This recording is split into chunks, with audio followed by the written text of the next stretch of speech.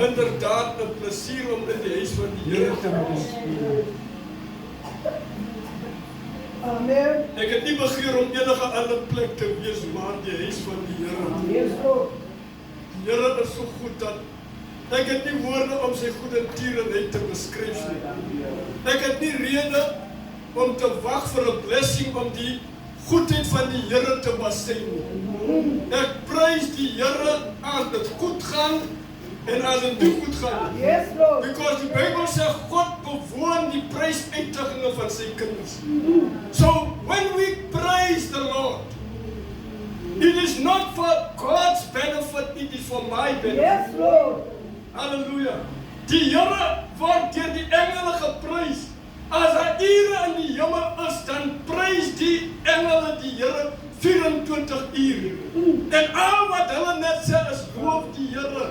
Heilig, heilig is die Here. So God word nie beïndruk as ek hom prys as hy my goed gedoen het nie. Yes, Lord. As ek prys die naam van die Here, dit nie goed gaan en ek prys die Here, dan is God beïndruk met my prys.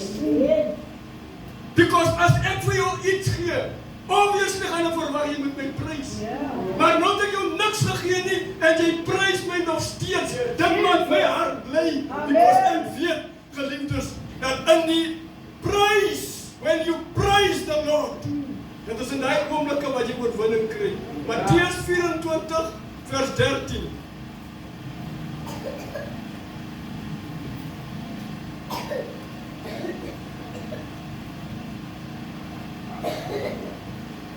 Maar wie volhard tot die einde toe, hy sal gered word. Matteus 10:22.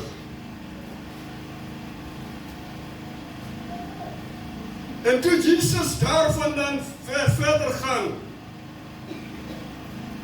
sorry, dit is nou vers 9. Matteus 10:22. En julle sal deur almal gehaat word terwille van my naam. Maar wie volhard tot die einde toe, hy sal gered word. Ek wil hê jy moet insink vir 'n oomblik. Twee Here hierdie woord aan die disippels. Hulle kom na hom toe in 24. Hulle sê, wanneer gaan hierdie dinge gebeur? Dit is asof die Here vir hulle sê, moenie bekommerd wees oor wanneer dit gaan gebeur nie, maar berei jou voor, want hier is mense wat teen jou gaan opstaan. Sommige kere dink ons, mense staan teen my op omdat ek 'n beter kar ry as hy. Omdat ek 'n beter, is nie dit nie, as die woord van die Here sê, hulle sal teen jou opstaan terwille van my naam. Net omdat jy die naam van die Here bely, gaan jy gehaat word, gaan jy verneder word. Ek wil hierdie woord onderstreep, geliefdes, volhard. Because die kernwoord in hierdie vers is volhard. Volhard beteken ook aanhou. Wat is die spreekwoord? Aanhouer wen. Is nie hy wat begin wat wen nie. Is nie hy wat in die middel uitval nie, maar is hy wat aanhou tot by die wenpaal. Daai woord volhard beteken ook deurdruk. Met ander woorde, iets word teen jou gedruk, maar hoe druk jy? En hoe stywer jy druk, hoe moeiliker word dit om die eindpunt te bereik. Daai woord beteken ook uithou. Met ander woorde, as jy nie uithou vermoë het om die Here te dien nie, sal jy nie die ewige lewe beerwe nie. Hy sê wie volhard tot die einde, hulle sal gered word. Daai woord beteken ook wat ons in Afrikaans sê vasbyt. Amen. My broer, byt vas. Ek sien jou pyn, ek sien jou teleurstelling, ek sien die hartseer, ek sien die teenkanting, maar my bemoediging is byt vas. Halleluja. Because as in hierdie tyd, geliefdes, waar ons moet vashou. Daar's twee dinge wat ek wil sê omtrent volhard. Kom ek noem dit so, ek wil dit plaas in twee kategories. Volhard. 'n week of 'n week en 'n half het ek op YouTube rondgescroll en ek kom op hierdie podcast af waar 'n man, 'n gelowige persoon, interview twee pastore. En die onderwerp wat hy bespreek met hulle is polygamy. Veel wywery, ek het die Afrikaanse woord gaan soek. Ek hoop ek spreek hom reg uit. Veel wywery. Met ander woorde, die man is getroud met meer as een vrou. En terwyl ek hierdie podcast luister, introduce die een hom as pastoor, whatever sy kerk se naam. En die ander een stel hom voor as pastoor so, die kerk se naam en sy credentials, waar hy gestudy het en whatever hy. Hulle is erkende pastore in hierdie land, nie in ons land nie. En terwyl die gesprek aangaan, kom dit by die een pastoor is 'n bietjie jonger as die ander ene. En die jong pastoor sê, God het een man geskape vir een vrou. Daai ding wat julle praat van polygamy is van die pad af. En hoor jy die ander pastoor, wat 'n bietjie ouer is as hy, sy kop is wit en sy baard is wit, sê, there is nothing wrong with polygamy, because all the heroes in the Old Testament lived a polygamous life. Die mense in die Oud Testament het meer as een vrou gehad. En hy begin by Abraham. Hy sê Abraham het vir Sarah en hy het vir Hagar gehad. Maar wat hy nie verstaan nie, Abraham het nie getrou met Hagar nie. Abraham met Hagar, kom ek sê dit maar nou platweg, was 'n one night stand en Hagar het swanger geword. Abraham het nie met Hagar getrou nie. En waarom sê ek wil dit in twee kategories plaas? Hoor jy die pastoor hardloop, hy hardloop van Abraham af, hardloop hy na Dawid toe. En hy sê, hoekom het die Here dit toegelaat as dit verkeerd was? En iets binne in my voel asof, hoor jy, iewers is daar fout.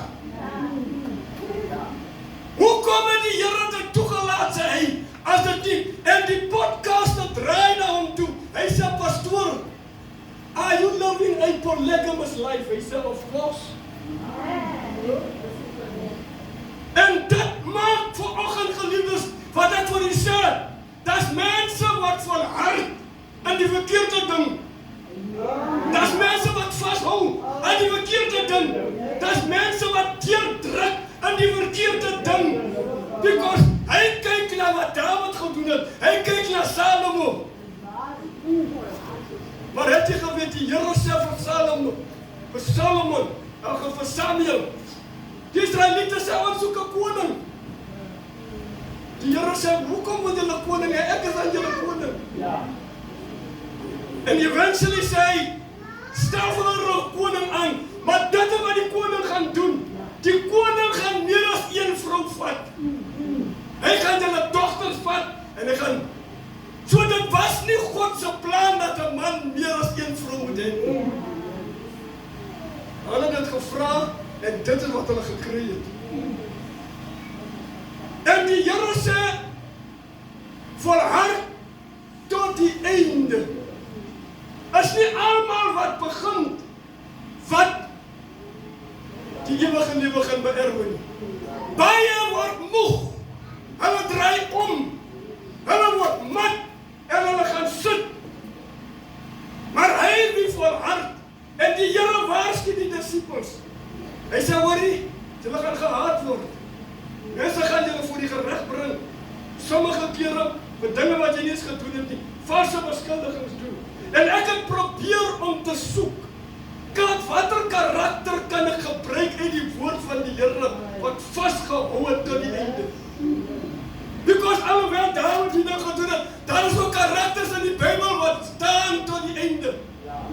Waarom het nie een van die Nuwe Testamentiese apostels en disciples meer as een vrou gehad? Het hulle meer as een vrou gehad? Ek het nie die skrif gelees nie. So why only use a certain scripture to suit your lifestyle? En nie die hele Bybel lees nie.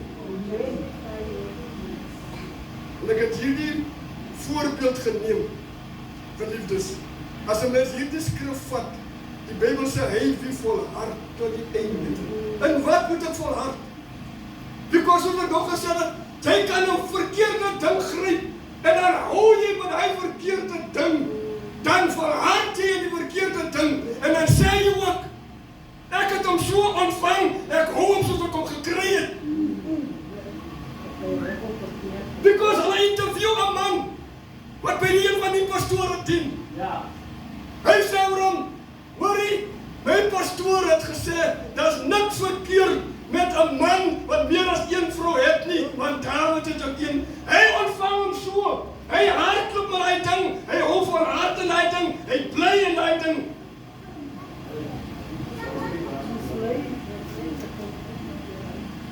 En so wil ek jy vanmôre bemoedig met die lewe van Jesus.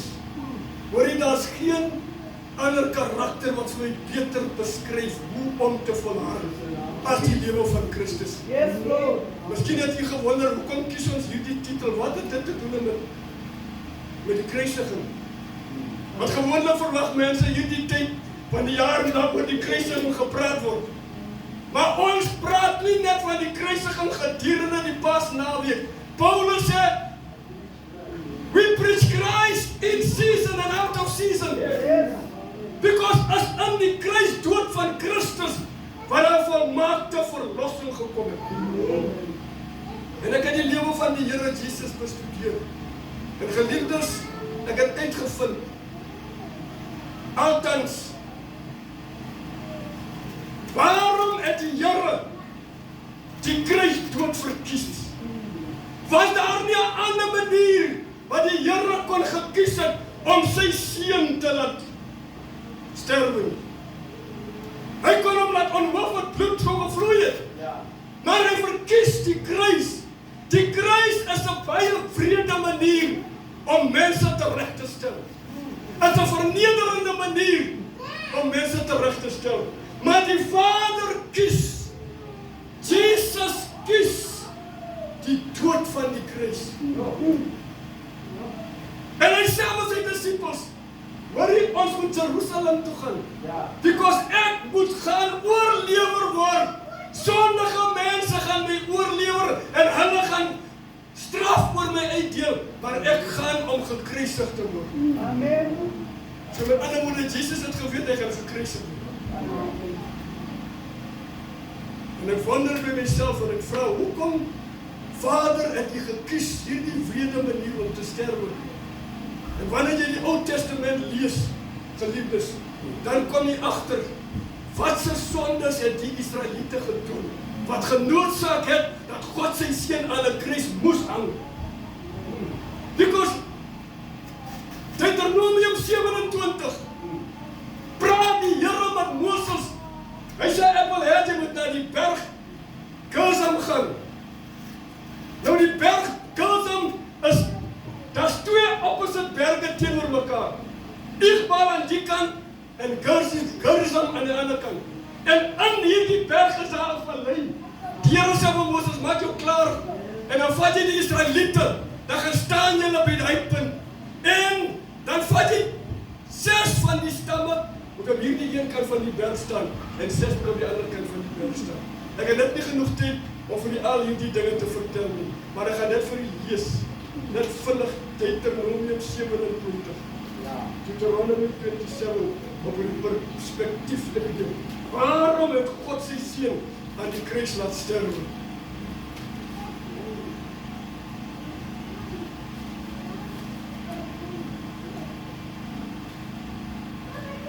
Over vers 8, Deuteronomium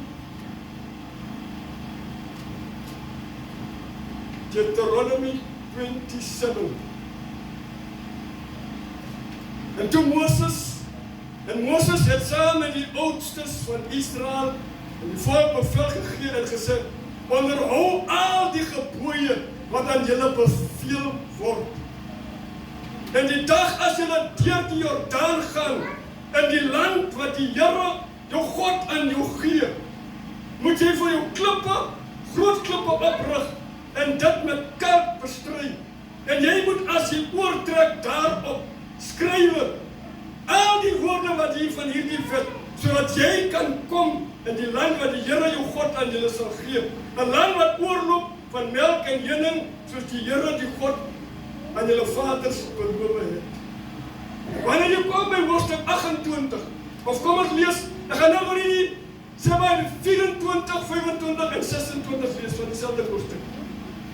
Vervloek is hy, wat sy naaste in die geheim doodslaan, en die hele volk moet sê, Amen. Moses, Aaron en die Lewiete staan onder in die vallei. Hierdie kant staan die 6 stamme, Juda, Naphtali, Benjamin, Joseph. Aan hierdie kant is Reuben, Asher en al die ander stamme. En wanneer Moses sê, vervloek as die man wat die grense van sy buurman vat, dan gaan die volk sê, Amen. Met ander woorde, die wet vervloek jou. Sien jou neighbor jou nie, sien die government jou nie, sien niemand jou nie. Die wet vervloek jou as jy dit doen. Vervloek is hy, sê hy, wat met sy pa se vrou slaap.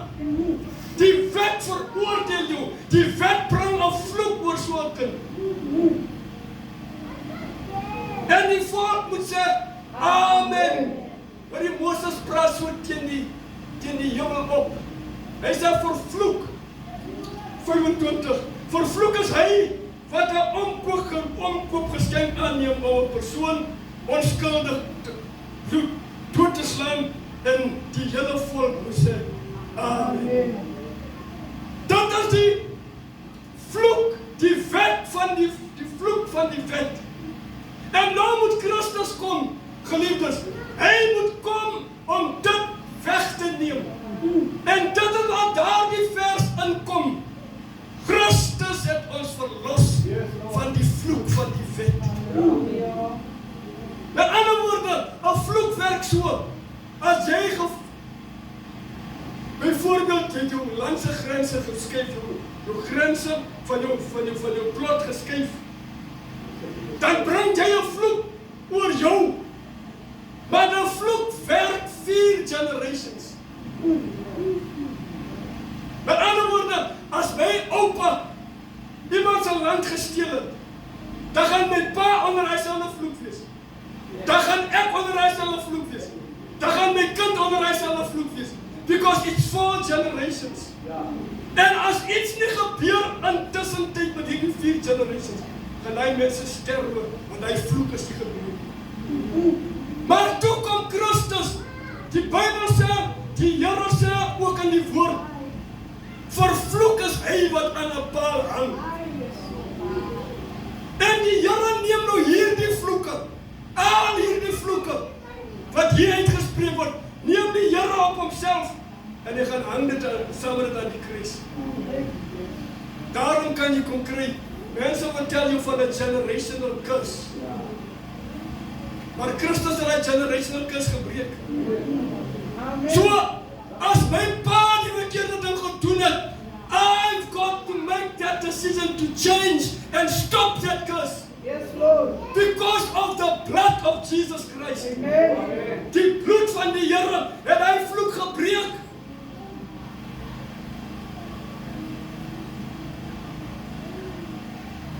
Die Here stuur giftige slange onder die Israeliete. As gevolg van hulle ongehoorsaamheid, stuur die Here slange onder hulle in.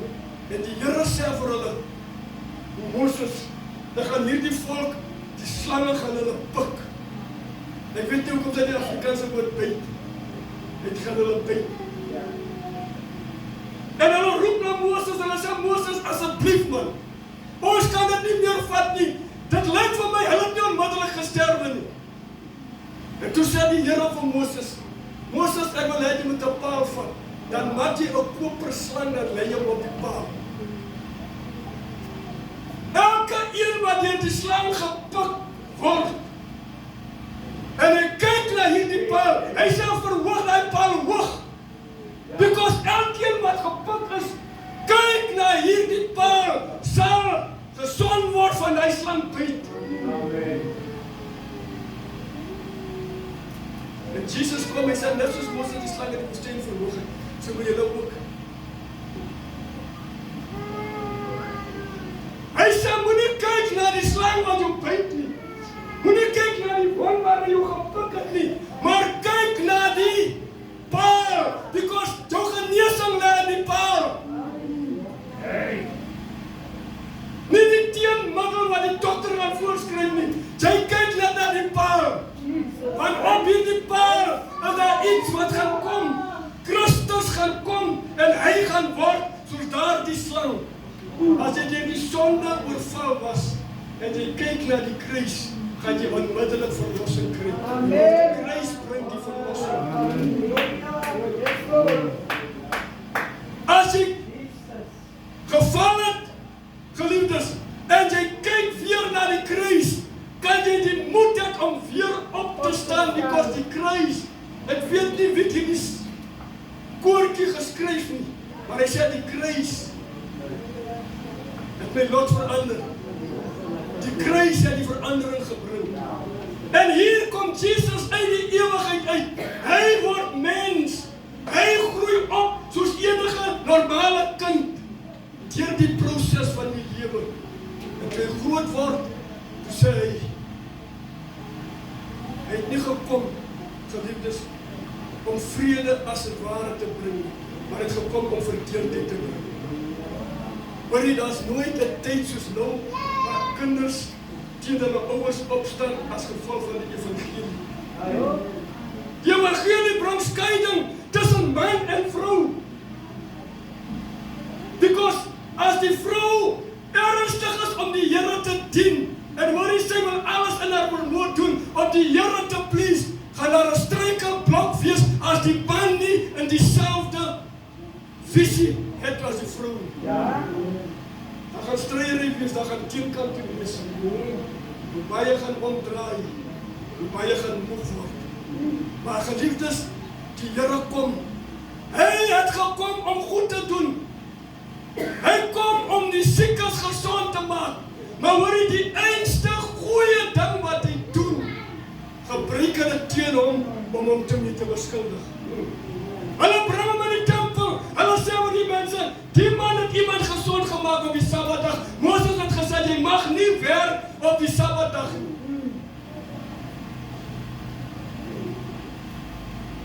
En toe die Here by die kruis kom, geliefdes, die nag voor hy van kruisel was. Die Bybel sê toe gaan bid hy met sy disippels. En hy los hulle en hy loop 'n eindjie. En hy gaan bid met soveel inspanning dat die sweetdruppels het soos bloed op die aarde geval. Because die druk was te veel vir 'n mens se liggaam. God had to send angels. God moes engele stuur om hom te versterk. Because die druk was so dat 'n gewone mens sal dit nooit kan maak nie. En hier is die les wat ons leer. Hy sê julle sal moeilike tye hê.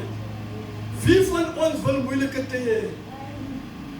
Moeilike tye, geliefdes, is nie lekker nie. Moeilike tye, geliefdes, bring ook karakter na vore. Hulle sê as jy wil weet wat in die persoon is, maak hom kwaad, dan gaan jy die regte persoon sien.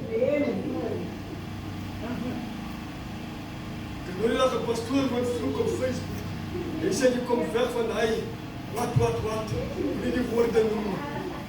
Because die man was kwaad gemaak. Hy sê as jy sulke nonsens in my kerk kom praat, dan smyt ek jou uit. Die druk van die lewe, die Here het gesê, hou goeie moed, ek kan die wêreld oorwin. Nou en wat moet ons volhard? Because hy sê wie volhard tot die einde, sal gered word. Maar ek wil nie volhard in menslike instellings, ek wil volhard in die geloof. Die Here vra immers, ek wonder as in dieselfde Psalm 24ste hoofstuk, as ek terugkom, sal ek die geloof op die aarde vind. Because die druk word so hoog, die druk word so moeilik, dat is maklik om te draai. Because majority is besig om terug te gaan. Majority soek die maklike manier uit. Maar ons word vanmôre beloof, as jy gaan vashou tot die einde, sal jy gered word. Dit is nie maklik om die Here te dien. Geliefdes, is nie maklik om die Here te dien. As jy dit het wat die Here in jou hart geplaas het om te doen, en jy is besig om dit te doen, moet jy jou gereed maak vir teenkanting. Jy moet jou gereed maak vir bespotting. Jy moet jou gereed maak vir komplotte wat teen jou gesmee gaan word. Laat my dink aan Nehemia. Nog 'n voorbeeld. Nehemia was in die koning se paleis. Nou die Bybel sê Nehemia was die skinker. Nehemia het nie net wyn geskink en vir die koning gebring. Hy het 'n baie belangrike posisie bekleed. Kom ek sê oor die waarom sê ek so. As die koning 1000 mense nooi, dan sê die koning van Nehemia, hier is jou budget, ek wil hê jy moet hierdie mense entertain vir 'n week. Nehemia moet gaan en hy moet uitvind, want dis koning wat genooi word. Wat drink die koning? Because ek kan nie vir hom hierdie cheap wyn kom gee. Wat drink die koning van Egipte? Wat drink die koning van Jordanië? Hy moet uitvind, wat drink die koning, sodat hy daai drank kan koop. As die partytjie begin en die mense word bedien, dan sê die koning, ek soek whatever. Is dit rooi? Of is dit wit? Is dit soet? Of is dit in between? Hy moet seker maak, because as hy nie seker maak die koning kry wat hy wil hê nie, gaan hy koning daar weggaan en hy gaan die koning wat Nehemia dien bespot en beskinder en sê, daai man kan nie van party hou. Daai man bring vir ons hier cheap. Wat 'n wyn is die cheap, ek weet ook nie eens. Hy doen nie eers die moeite om vir ons iets beter voor te sit nie. En weet jy wat gebeur? Dan word die koning in die skande. Die koning kom in die skande en môre wanneer dit hulle tyd is, dan nooi hulle nie die koning wat hulle sê, jy gee ons cheap drank aan by jou party, ons nooi jou nie. Ons het duur drank kom drink by jou vir ons cheap drank gee. En so was Nehemia, die sukses van die partytjie het afgehang van Nehemia. En die mense ongeveer wat sal het ontwerp. Maar hier kry Nehemia 'n boodskap. Hy hoor die mure van Jerusalem is afgebreek en gebrand. Nehemia kom met die koning en hy was nooit hartseer of ongelukkig of met 'n suur gesig in die paleis nie. Die koning let op daai oggend Nehemia as 'n ander man.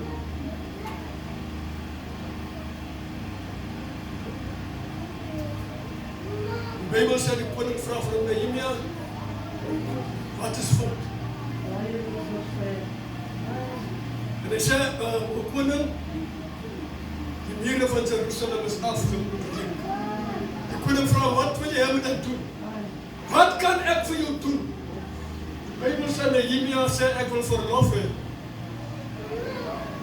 Maar jy sien, toe begin Nehemia se teenkanting. Toe hy verlof vra by die koning, toe hoor die duiwel, hier is iemand wat dit wat afgebrand is, hier is iemand wat sy verhouding met die Here wil herstel.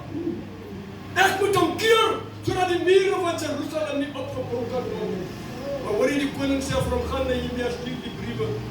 Toe Nehemia daar kom en die inspection doen rondom die mure. Toe sit Nehemia met die moeilike probleem om die Israeliete op te bou en te bemoedig om die mure op te bou. Hoe bou jy iemand wat al reeds hy so mismoedig, hy wil nie eens môre lewe nie. Die Bybel sê toe kom Nehemia en hulle begin bou. Dis daar twee manne wat teen hom opstaan. En hulle sê, Nehemia, wat probeer jy? Wat wil die armsalige Jode nou probeer? Want jy wil my sê, jy gaan hierdie verbrande klippe weer regkry, dat het weer shine, dat het weer kan 'n muur hou. Toe kry Sanballat en Tobia. Jy sien, wanneer hulle kom, dan kom hulle een. En dan kom hulle nie meer een nie, dan kom hulle twee. En dan hulle drie, dan kom hulle 'n hele groep. En hulle staan vir Nehemia teen. Geliefdes, en die boodskap wat ek kry in die lewe van Nehemia. Wanneer jy as 'n Christen opstaan om dit te doen wat die Here in jou hart geplaas het, gaan jy teenkanting kry en jy gaan bespot word. Hulle sê, Jacques gaan nie teen die muur. Waarom moet julle nog 'n kerk in Eldorado Park stig? Daar's so baie kerke. Waarom moet julle nog 'n kerk in Boksburg stig? Hier so baie kerke. Kyk die geweld. Hoekom kan julle nie saamkom nie? Maar sodra jy iets vir die Here wil doen en ernstig raak om dit te doen wat die Here wil hê jy moet doen, word jy dan krap jy in iemand se nes wat die dinge vir jou moeilik gaan maak. Maar Nehemia, geliefdes, het ten spyte van alles deurgegaan. En hier is 'n voorbeeld van ons, van 'n man wat volhard het.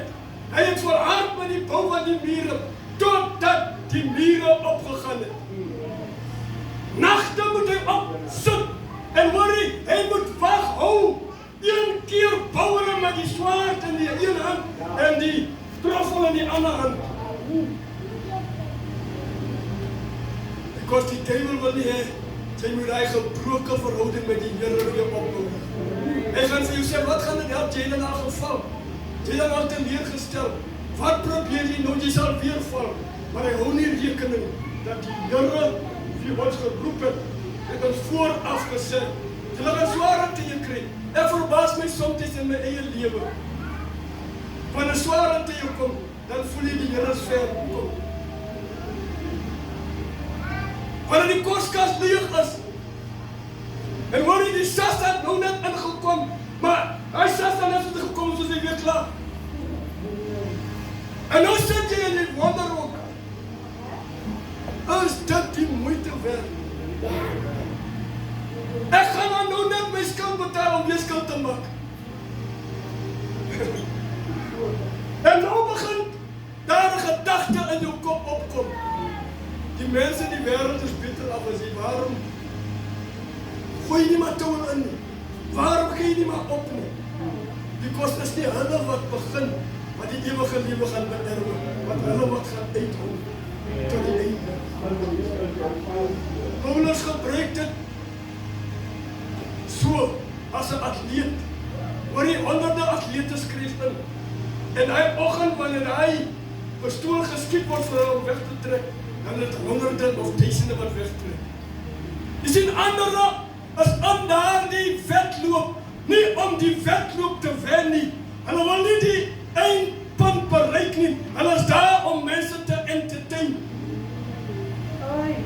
Hy is nie daar om die Here te dien nie. Hy is daar om die kerk te entertain. Hy is nie daar regtig om mense geestelik op te bou nie. Hy is daar om die mense te streel, sodat hulle goed moet voel, sodat hulle weer kan kom. Maar hoor die Paulus sê, moenie kyk na die grandstands, die hier hardloop, en hoor die, ek weet nie het jy al opgelet nie. As mense wat aangetrek is, soos 'n norm. En hy is daar net om die mense te trakteer. En baie kere kom ons af op mense wat so is in die huis van die Here. They are only there to entertain. And some of them, dit gaan so ver, dat die mense betaal word. Hy word betaal om die kerk te kom entertain, because die kerk moet sonder vol wees. As jy 'n pastoor is en die kerk is leeg, dan maak jou mismoedig. Dat maak jou vra, dat maak jou ook ding. Doen net die regte ding. Wat kan ek doen om die kerk vol te maak? Hoor jy as jy boeke lees en mense wat suksesvol is in die bediening, dan vra jy vir hulle wat? Sê my 'n bietjie die geheim. Sê my 'n bietjie die geheim. I will never forget, er was een persoon, hy was op YouTube, 'n hele paar jare terug. En die titel van die YouTube, althans die preek wat hy gelewer het, hy sê, there is too many snakes on the pulpit. They spit venom. Their words is venom. They don't preach the word of God. Because what they preach is, as jy nie voorspoedig is, as jy nie geseënd is, as jy nie beter as die ongelowige kan lewe nie, dan dien jy nie die Here nie. Because hoe kan die ongelowige Mercedes-Benz ry en jy sukkel met 'n Toyota, wat jy wil start nou en dan?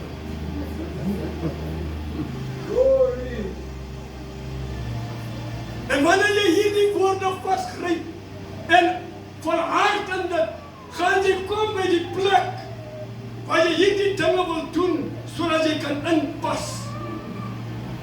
Maar die Here sal nie volhard.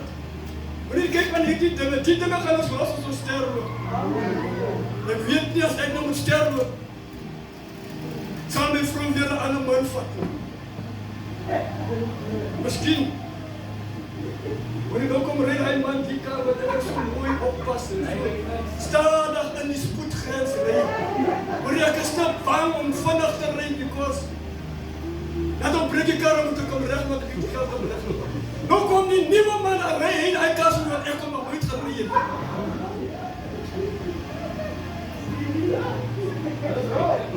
Ja. En vat jou met plekke waar ek jou nie kon vat nie.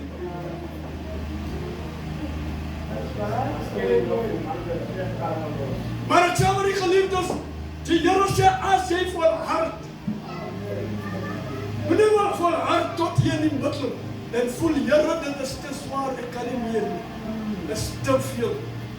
Die man sê, geliefdes, hy het 'n kerk gehad in Pretoria, en hy 5 jaar het hy in die kerk, was hy besig. Maar in die 5 jaar kon hy nie eens daarin slaap om 100 mense by mekaar te kry. En iemand anders kom sit 'n tent oor kan die kerk op. Hy sê binne 3 maande toe sloop hy kerk oor. En hy vra die man, wat is die geheim? Because jy is net 3 maande hier, maar die mense hang aan jou lippe, die mense ry ver distansies. Geef my die geheim. Wat moet ek doen gesê, toe kan mense trek. En hy man sê vir hom, my broer, is jy bereid om die prys te betaal wat ek betaal? Hy sê, anything, I am willing. En just, die net wys, geliefdes, hoe maklik mens kan in die verkeerde ding volhard. Hy sê vir hom, spaar vir jou geld. En wanneer jy genoeg geld het, dan vat ek vir jou Nigeria toe. I will introduce you to my spiritual father. He will adopt you, and he will give you things, and he will tell you things that will help you. Hy man het gegaan, toe hy terugkom, hy sê binne 6 maande, toe staan die mense 10 kilometer ver om by die kerk aan te kom. Hy sê, hy man sê vir hom, as jy vanaand huis toe gaan, you wait for 12 o'clock, exactly 12 o'clock. En dan gaan jy vir jou badwater intap. Hy gee vir hom 'n seep. Hy sê, as jy was met hierdie seep, dan profiteer jy. Wat wil jy hê môre moet gebeur in die kerk? Terwyl jy jou was van kop tot toe met hy seep. Hy sê, niemand met hy seep touch, jy klag om wat met hy seep. En hy sê, hy aan to sit so to say, I want the anointing to pull people by the thousands. Want hy 12 uur in die nacht gaan slaap by, volgende oggend toe hy opstaan en kerk toe gaan. Hy sê, hy het nooit in die kerk gekom terwyl hy geworship en praise word. Always 5 minutes before the message. He will just deliver the message and then he will go. Maar hy sê, hy man sê vir hom, gaan koop 'n varkkop. En dan vat jy die varkkop en begrawe jy hom binne die kerk. Dan begrawe jy die kerk. En once die varkkop vrot word, en die wurms kom uit die kop uit. Dit is die geëmang mense wat aan die kerk toe sal kom.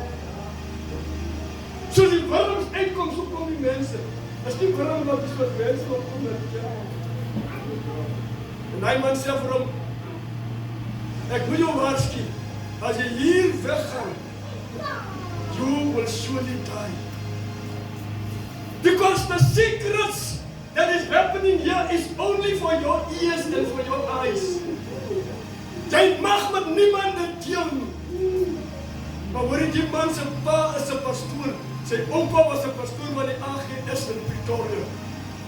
En sy oupa, hy sê, toe hy terugkom van Nigeria af, toe verwerp hy sy pa en hy wil niks met sy pa te doen hê. You see the shocking thing that I have discovered. What this man revealed to us, the shocking thing was, I don't know if I can say so that people can understand, not to offend anybody. Hy sê, die kerk het ushers, die ushers recruit virgins, en hy ushers gaan die land in en hulle gaan virgins recruit. En once hulle die virgins gerecruit het, dan word die virgins gegroom om met die pastoor te slaap.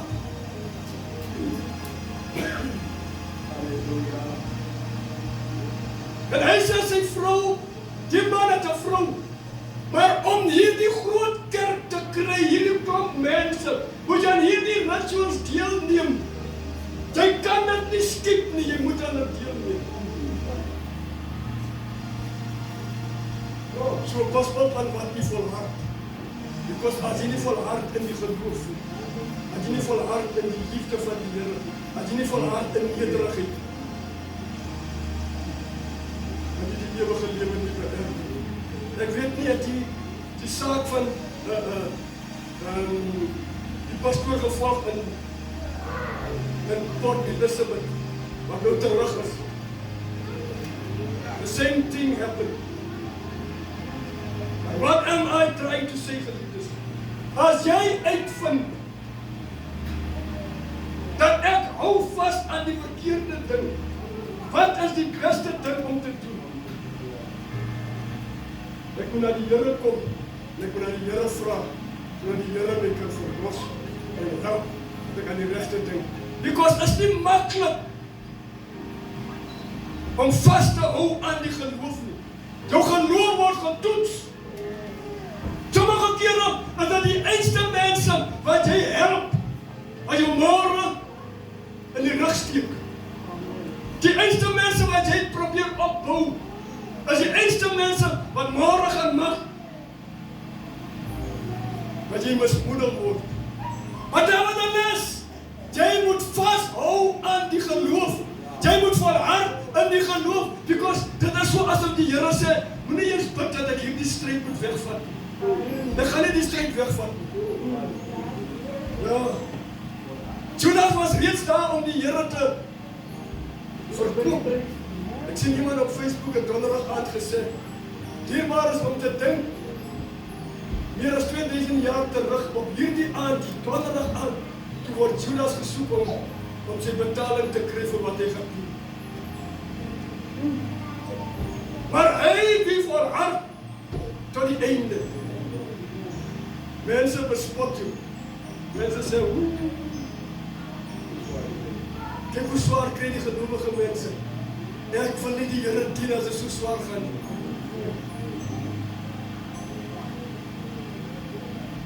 Moet julle op 'n Saterdagoggend in die kerk wees terwyl ons partytjie hou en lekker. Wie volhard tot die einde sal gered word. So wil ek nie vanmôre bemoedig, geliefdes. Laat die Here ons krag gee. Die kort sware tye gaan nog kom. As baie sware tye wat gaan kom. Kom ons vat byvoorbeeld die petrolprys. Ek sê nie dit gaan gebeur nie. Kom ons vat die petrolprys. En almal probeer met Donald Trump dan meer vir dit wat die petrolprys nou is in Suid-Afrika. Ons blameer met Donald Trump. But it is not Donald Trump. Die Here het gesê hierdie dinge gaan gebeur. Hy sê julle gaan hoor van oorlog en gerugte van oorlog. Dis nog nie die einde nie.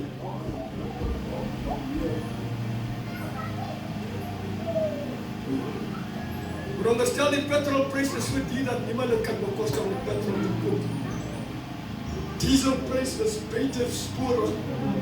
Zodra die dieselprys opgaan, die petrolprys, dan gaan die brood op, dan gaan die melk op, dan gaan die elektriciteit op. So whatever jy verdien, 10.000 of 20.000 of 100.000, gaan nou al kleiner word in jou sak as wat jy hom gekry het. Nou begin dit voedseltekort. Daar gaan hongersnood wees. Daar's nie genoeg kos vir al hierdie mense op die aarde nie. Hoor jy die Bybel? Vir ons iets gesê waar die twee vrouens gesê het, kom ons slag vandag jou kind en niet ons jou kind. Maar as ek weer my weet, dan gaan ons my kind slag. Soms dink 'n mens, het die dinge regtig in die Bybel gebeur? Dit klink so onmenslik net. 'n Vrou haar eie kind kan doodmaak om te eet. Maar die Here sê, as jy volhard tot die einde, sal jy gered word. Die Here wil nie hê, geliefdes, ons moet waai met elke wind wat verby waai. Ons moet nie waai en agter elke wind van lering gaan nie. Ons moet die skrifte vir onsself ondersoek. Ek ondersoek nie die skrif om my verkeerde ding te verdedig nie. Baie mense ondersoek die skrifte soos die Fariseërs. Hy wil die verkeerde lifestyle van hom verdedig. Dat die Here dan vir Dawid toegelaat en die Here het gesê Dawid is 'n man na my hart. Die Here het gesê Dawid is 'n man na my hart. Lang voor Dawid enige vrou gevat het. So ek kan nie Dawid gebruik as 'n voorbeeld om my verkeerde ding goed te praat. Maar nevertheless, hiermee wil ek afsluit, geliefdes. Toe die Here in die tuin van Getsemane kom en bid met soveel inspanning, geliefdes, toe kon hy opgegee het, maar hy het geweet, hy kan nie opgee terwille van die wêreld, terwille van die sonde van die wêreld, terwille van die vloek wat op ons was. En daarom het hy gekom om sy lewe vir ons neer te lê. Dit was nie maklik nie. Soos ek sê, as 'n wrede manier om te sterf aan die kruisdood. Because dit is vernederend. Hulle doen dit publicly. Jy word nie in 'n hoek gekruisig. Hulle kies die main road, waar almal verby loop, en dan hang hulle die misdadiger aan die paal. En dan sit hulle om sy nek, die misdaad wat hy gepleeg het, skryf hulle op 'n bord, en sê, hier is Jesus. Hy sê, hy is die koning van die Jode. Kan julle iemand kruisig, omdat hy sê, hy is die koning van die Jode? Hy het niks sonde gedoen nie. Hy het niks verkeerd gedoen nie. Maar hoor jy, hulle trek hom kaal uit. Die vernedering, sodat ek en u moet hou, wanneer jy verneder word. Ek en u moet uithou, wanneer jy bespot word. Hulle bespot hom. Hulle sê, ek weet nie, ek het dit nie gelees nie. Maar, geskiedenis sê, as mense gekruisig word, en iemand loop verby, is so veragtelik, dat mense probeer in die persoon spieg. Hier hang die Messias, tussen hemel en aarde, vir jou sonde, maar jy vind dit uit om op hom te spieg. Hy kom vir jou redding, maar jy sien nie die redding nie, because jy hou vas aan die verkeerde lering. Mag die Here ons vanmôre help. Dat ons sal vashou. Al gee die kinders jou ook opdra in sy moeilikheid. Hou vas. Al gee die manne ook hoe moeilikheid in. Hou vas. Because die beloning is groter as die prys wat jy betaal om vas te hou aan die Here. En daarom wil ek vanmôre sê, geliefdes, wanneer sware tye kom, moenie moedeloos word, moenie omdraai nie. Because die Here sê, hy wie volhard tot die einde. Hoekom het die Here nie net gesê, hy wie volhard sal gered word? Because daar is 'n einde in die proses van tyd. Moet jy kan vashou. Al voel jy ook, hoorie, die touw wat jy aan vashou is besig om jou vingerstukken te sny. Hou vas.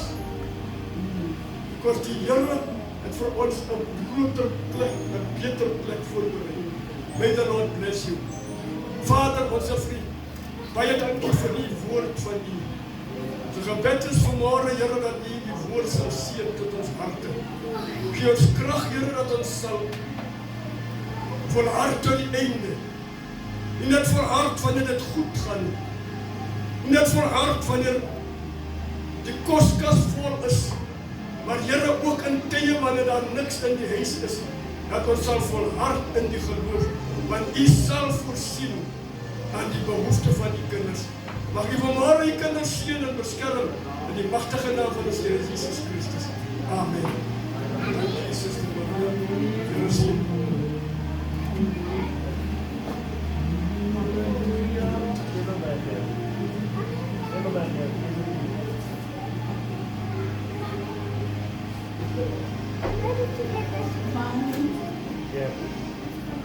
Ons sê vir Here baie dankie vir die woord wat uitgegaan het.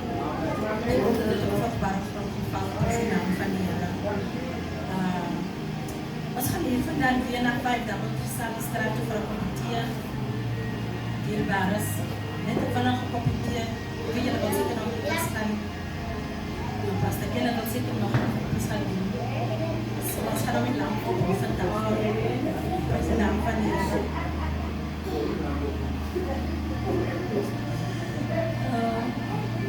Pastor, wat moet ek ons seën uitspreek asseblief? Kom ons staan vir die Here. Kom ons ontvang die seën van die Here en gaan in vrede. Nou mag die liefde van God, die genade van sy Seun Jesus Christus, die troostvolle gemeenskap van sy Heilige Gees, sy en bly met een en elkeen en almal wat die koms van die Here verwag sê. Amen. Amen.